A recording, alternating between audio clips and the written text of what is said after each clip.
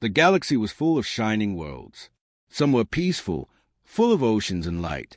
Some were cold, silent stones drifting in the dark. But one planet was always spoken of in whispers. Its name was Earth. To most alien races, Earth was a cursed place, a death world. A world too dangerous, too violent, too unpredictable for normal life. The storms that could destroy cities. The seas could swallow entire lands. The animals hunted with sharp teeth, with poison, with claws that could tear metal. The plants themselves could choke or kill. For millions of years, Earth shaped strange creatures, and among those creatures rose the humans. At first, the galaxy laughed at them. Weak, small, fragile creatures with soft skin and no claws. Aliens thought humans would die out quickly, but humans did not die. They climbed mountains with their bare hands. They crossed oceans in fragile boats. They walked into fire, into war, into darkness, and they always came back stronger.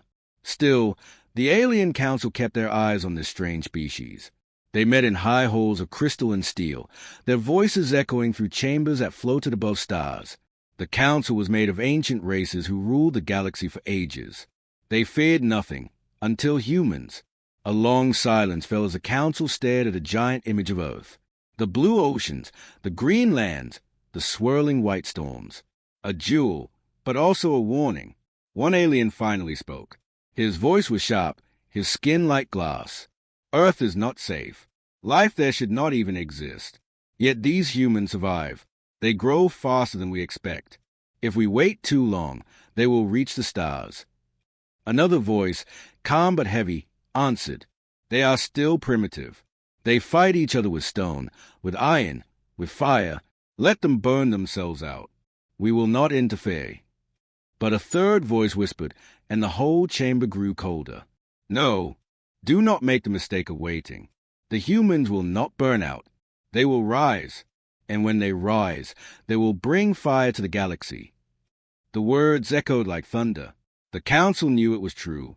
Humans had something no other race carried, a will that refused to die. They did not live in harmony with their world. They fought it, they bent it, and somehow they always won.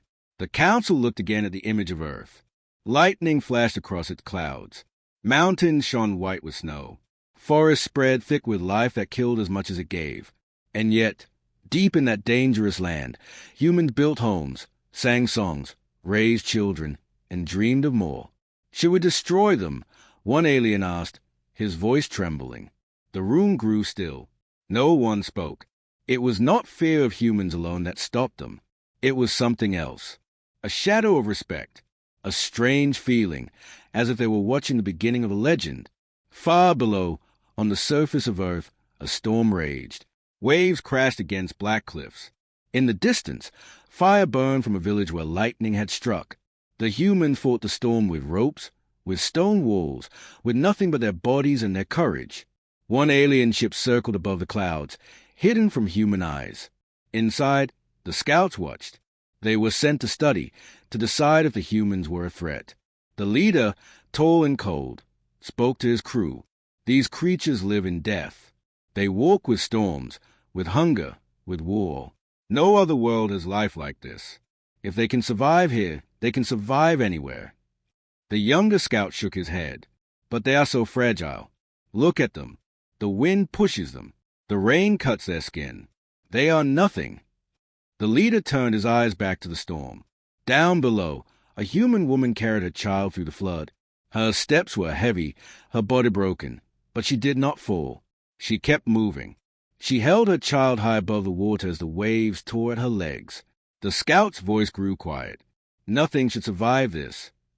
The leader finally answered, his voice low with something close to fear. They are Deathworlders, and Deathworlders do not break. That night, while the storm raged on, the Alien Council made their choice. They would not attack Earth yet, but they would watch. They would whisper warnings to each other.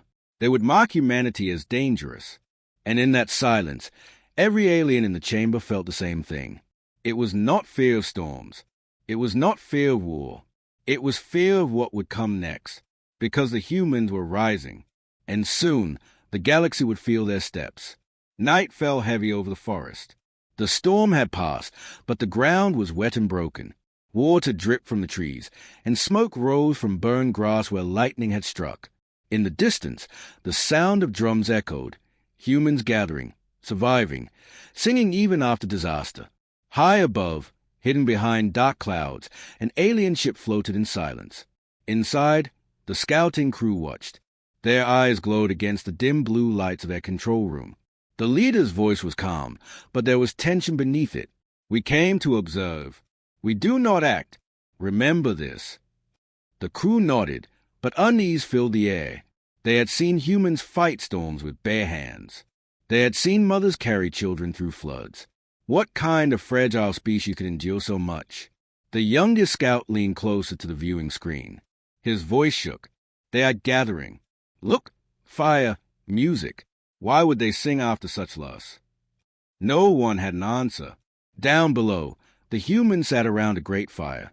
Flames licked the night sky, sending sparks into the dark. The firelight painted their faces in gold and shadow. Their voices rose in song, low and steady. It was not a song of fear. It was a song of defiance. The crew stayed in silence. Music was not unknown in the galaxy, but here, on this brutal world, it felt different. It felt dangerous. One scout whispered, almost to himself, "These creatures, they are not prey. They are something else." The leader turned sharply toward him. "Silence. Do not let your thoughts betray you." But even the leader felt it. Something inside the humans was alive in a way no other race carried. Then it happened. A human child, small and curious, wandered away from a fire. His bare feet pressed into the wet soil, his eyes bright with wonder. He moved through the trees, chasing a faint blue glow, the glow of the alien ship. Inside, alarms rang. The crew froze. The child should not be able to see them. The ship's cloaking field was strong. And yet, the boy walked closer, as if he felt them. The youngest scout panicked. "He sees us. We must retreat." The leader's hand rose. "No, do not move. Observe." The boy stopped just beneath the ship. He tilted his head, listening. Then, with small hands, he touched the air where the invisible wall of the ship hummed faintly. His fingers met nothing, but he laughed as if he had discovered a secret. The crew exchanged nervous looks. "Should we erase him?" one asked coldly. "If he speaks of this, the humans will hunt." The leader's eyes narrowed. He thought of the storm, of the mother carrying her child. He thought of the fire and the song. Finally, he shook his head. "No. Watch." The boy climbed a fallen tree, trying to reach the glow. His foot slipped on the wet bark, and he tumbled down. His head struck a stone. Blood ran down his face. The scouts gasped. Any other young creature would cry, would call for help. But the boy pushed himself up slowly. His legs shook. His face twisted in pain. Yet he stood. He wiped the blood with his small hand and smiled. Then, limping, he turned back toward the fire. The ship was silent. The crew stayed in shock. The youngest scout whispered, "He should not be alive." The leader's voice was quiet, but heavy with meaning. "He is alive, because humans do not break, not even their children." The words sank into every heart inside the ship. The boys' laughter still echoed in their minds. As the firelight grew brighter in the distance and the humans sang louder, the crew knew the truth.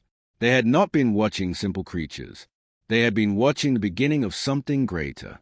And for the first time, it was not the humans who felt fear. It was the aliens. That night, as the boy rejoined his people, no one noticed the shadows in the sky.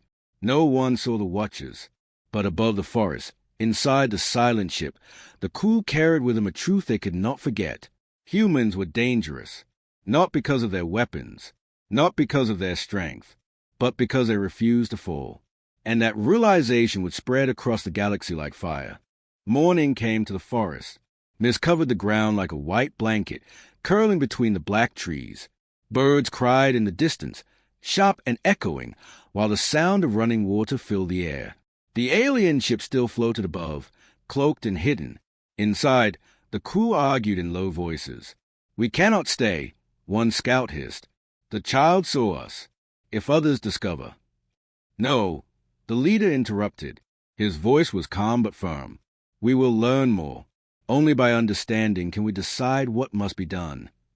The younger scout clenched his fists. "Understanding? These creatures are not normal. They should not exist. This world should have killed them long ago." The leader turned to the viewing screen. Below, humans were already awake. They moved quickly, repairing homes damaged by the storm. Men carried heavy logs on their backs. Women gathered food from soaked fields. Children ran barefoot through mud, laughing as if the night's terror had been only a game. The crew stayed in silence.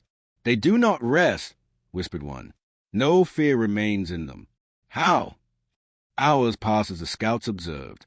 Then something unexpected happened. The same child who had seen the ship walked away again, this time deeper into the forest. He carried no weapon, no food, only curiosity in his bright eyes. The youngest scout felt panic rise. "He comes too close. He will find us again." The leader raised a hand. "Do nothing. Watch." The boy wandered through the mist, chasing the call of the bird. Soon, he reached the base of a tall cliff. The stone was wet and slippery, but the child began to climb. His hands grasped small cracks, his bare feet pressed against sharp edges. The crew leaned forward. Every slip made their hearts tighten. "He will fall," one muttered. "No creature so weak should try this." Halfway up, the boy's foot slid.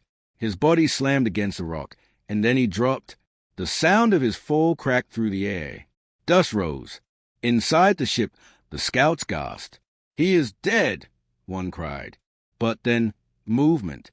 Slowly, painfully, the boy rolled onto his side. His arm hung limp. Blood streaked his face again. He coughed, gasped, and then he pushed himself up. Step by step, shaking, limping, he began to climb again. The scouts could not believe it. He should not move. His bones must be broken. Yet the boy's small hands clung to the stone. His bare feet searched for a path. Inch by inch, he rose higher. His face twisted in pain, but his eyes burned with something stronger than fear. At last, he reached the top. His body swayed, but he lifted his arms in triumph and laughed into the morning air. The sound carried through the forest, wild and fearless. The crew was silent. Their hearts pounded.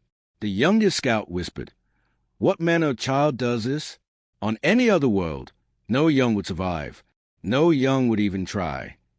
The leader's voice was low, heavy with meaning. "Do you see? This is their truth. They do not fear death. They do not stop. Even broken, they rise. Even bleeding, they climb." He turned to his crew, and for the first time, his eyes showed something like dread. "For the first time in my life, I feel fear, not of this world, but of them." The room grew cold with silence. The scouts looked at each other, and none could deny the truth. Outside, the boy stood on the cliff, arms wide, laughing at the sky. To him, it was a game. To the aliens, it was a warning.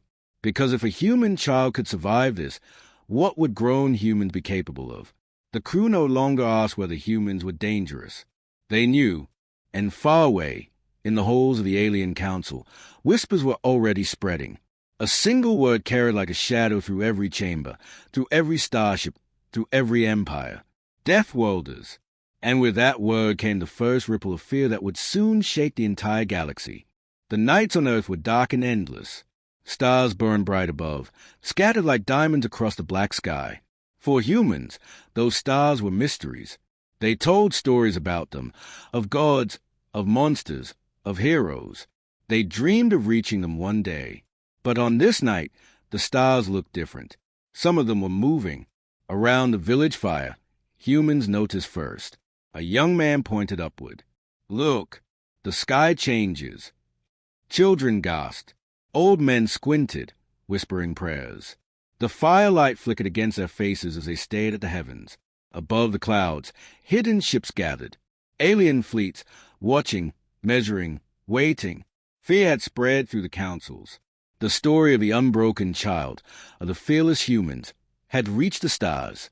The empires had decided, better to strike first before humans rose too high. But fate changed that night. One of the ships burned. A bright flame tore through the sky as metal cracked and fire spread. The great vessel screamed as it fell, trailing smoke across the heavens. The humans gasped. Some cried out in terror, believing the gods were angry. Others dropped to their knees in awe. The fire roared across the horizon, brighter than the moon, until it crashed deep into the forest. The ground shook, trees split, and silence followed. The scouts still hidden in orbit panicked. A ship is down. The humans will find it. Inside the fallen vessel, chaos reigned. Alien bodies lay broken. Sparks burst from shattered walls. A faint alarm wailed through the smoke. Survivors crawled, gasping, injured and afraid. And then the humans came. Men with spears, women with torches. Children with wide eyes stepped carefully into the burning wreck. They had never seen such a thing. Metal walls, strange glowing panels, creatures with silver skin and dark eyes. The leader of the survivors raised a weapon weakly, trembling. But before he could fire, a human man dropped his spear and rushed forward. He pulled rubble off the alien's body, straining with his bare hands. Another human tore cloth from his own clothes and pressed it against a bleeding wound. The aliens were stunned. Why did these death welders help? Why did they save strangers who had come to watch, to judge, maybe even to destroy them? The young woman bent down beside a dying alien. She touched his face gently and whispered words he could not understand. But her voice was soft, calm, full of something he had never known before, mercy. The survivors looked at each other. Their eyes were wide with disbelief. One alien whispered in his own tongue, voice shaking, "They should kill us, but they save us instead." Why? The humans worked through the night. They carried the wounded. They shared water. They wrapped broken arms in bark and cloth. The fire still burned, but around it rose a sound of voices, soft, steady, human voices. From the hills above, the hidden scouts watched. Their hearts pounded. What are they doing? Do they not see these are enemies? The leader's eyes narrowed. He understood. No, they do see. And they help anyway. That is what makes them dangerous.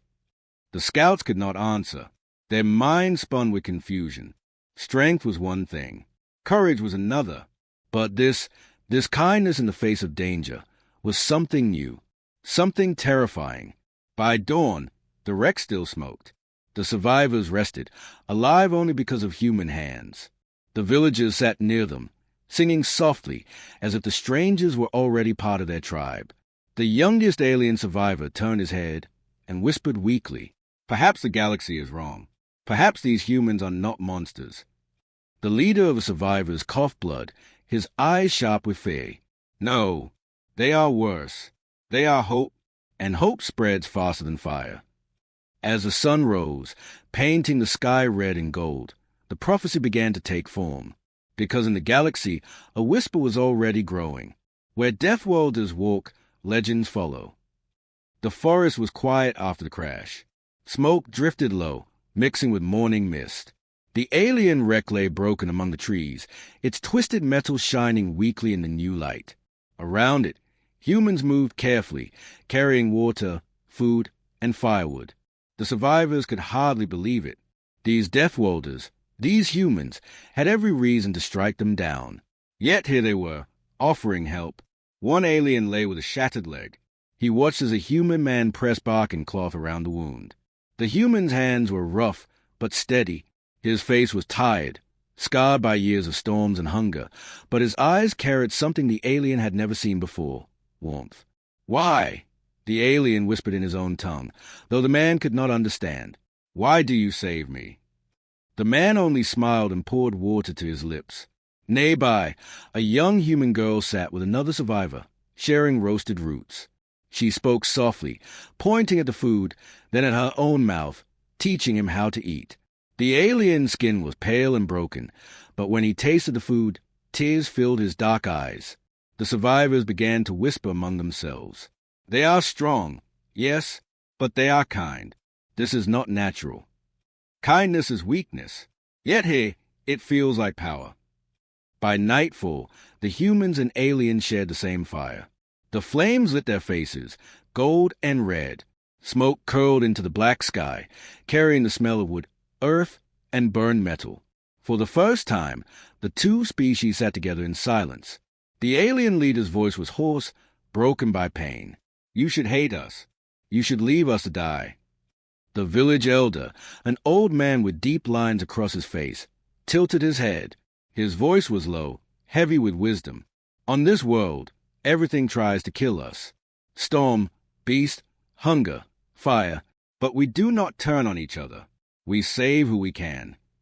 The translator crystal in the wreck caught fragment of his words. The survivors understood enough. They sat in stunned silence. One alien whispered to another, "This is why they are dangerous. Not their weapons, not their bodies, their hearts. They will not stop because they fight for each other." The elder added softly, "You will remember this night. One day, when you walk among stars, you will speak of it, and your children will know the truth." The prophecy spread like a shadow across the survivors' minds.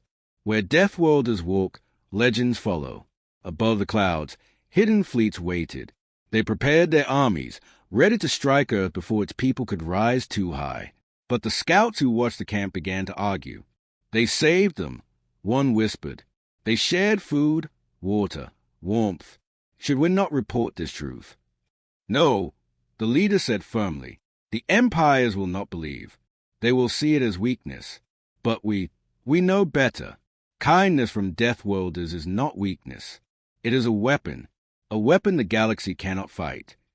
Down below, the fire burned low, its glow soft against human and alien faces alike. The survivors closed their eyes, listening to the steady song of the villagers. It was not a song of victory or fear. It was a song of life. And in that song, the aliens heard something greater than strength. They heard a promise that these humans, these fragile creatures of a violent world, would not only rise into the stars, they would change them forever. The leader of the survivors closed his eyes and whispered the words he knew would one day become legend. "They are death worlders, and yet they save even their enemies. That is why they cannot be stopped."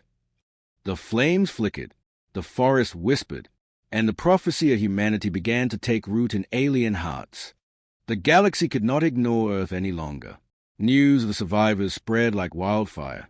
Whispers carried from ship to ship, from council to council. Some aliens spoke of human strength. Others spoke of their strange kindness. But most spoke of danger. They helped their enemies. One ruler growled in fear. They healed the wounded. Another hissed. If such creatures reach the stars, no empire will be safe. And so the decision was made. The empires would unite. They would burn Earth before it could rise. Ships darkened the skies above the blue planet. Their engines rumbled like thunder. Their shadows stretched across oceans and forests. To humans, it was as if the stars themselves had fallen. The villagers looked upward in terror. Children clung to their mothers.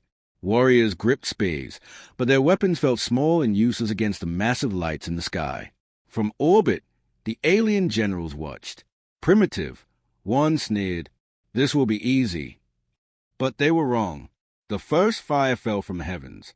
Explosions shook the ground. Forests burned. Rivers boiled. Yet the humans did not surrender. They scattered. They hid.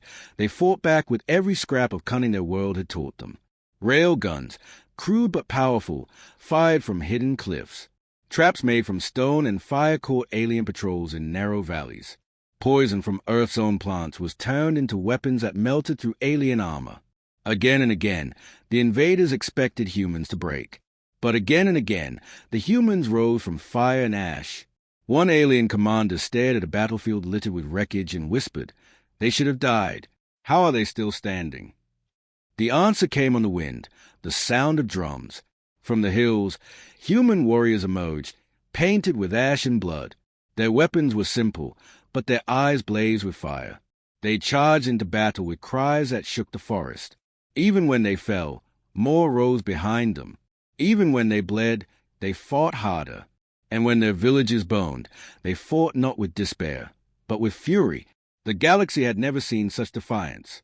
A soldier, cornered by alien machines, screamed to his people, "We don't fight because we hate them. We fight because we love what is ours." His words spread like fire through every that heard them. Humans fought not for power, not for conquest, but for their children, their homes, their dreams. That made them unstoppable. The war raged for days, then weeks. Ships fell from the sky, torn apart by weapons no empire believed humans could build.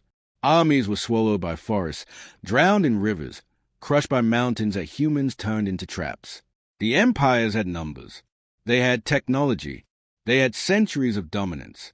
But humanity had something stronger: endurance. Every sunrise, the invaders expected to find humans gone. Every sunrise, they found them waiting. One alien survivor wrote in his final report, "These death welders, they are not soldiers. They are storms. You cannot kill a storm. You can only be swept away." At last, the empire began to retreat. Their fleets limped away, broken, humiliated. They had come to destroy humanity, but instead they had been changed. They had seen what no one in the galaxy had believed possible. A primitive people had stood against the stars and survived. And as the smoke cleared, as the earth healed, the humans stood on their mountains and watched the skies with new eyes. They were no longer dreaming of the stars. They were preparing for them. The war was over, but Earth still burned. Forests smoldered with black ash. Rivers ran red with mud and blood. Villages lay in ruins, yet smoke from their fires still curled into the sky. And among that ruin, the humans stood. They were scarred, tired, and broken in body, but not in spirit. Men and women carried their children on their shoulders. Old ones leaned on sticks and walked beside the young. Warriors buried their dead with steady hands, singing songs not of defeat, but of honor. From orbit, alien eyes watched in silence. Their fleets had retreated, beaten not by greater weapons, but by something far more terrifying: human will. In the councils of distant stars, leaders argued in fear. "They fight like beasts," one said. "No," another whispered. "Beasts kill only to live. Humans fight for love, for hope, for tomorrow. That is what makes them unstoppable." Soon, stories spread faster than ships. Children on alien world whispered of humans who walked through fire without fear. Soldiers told tales of humans who laughed even when wounded. Traders spoke of villages that burned, yet rose again in days. And always, one phrase returned like an echo: "Where death welders walk, legends follow." On Earth, the humans rebuilt. They looked to the stars not with fear, but with promise. For the first time, they knew what waited above them. For the first time, they knew the galaxy was watching. In a small village, the same boy who had once seen the alien ship stood on the cliff again. His scars were deep, but his smile was brighter than the sun. He raised his arms to the sky, daring the stars themselves. The scouts who had first watched him now carried his story back to their people. Some spoke of warning, some spoke of prophecy, and some spoke with quiet hope. "Perhaps these death welders are not only destruction," one alien said softly.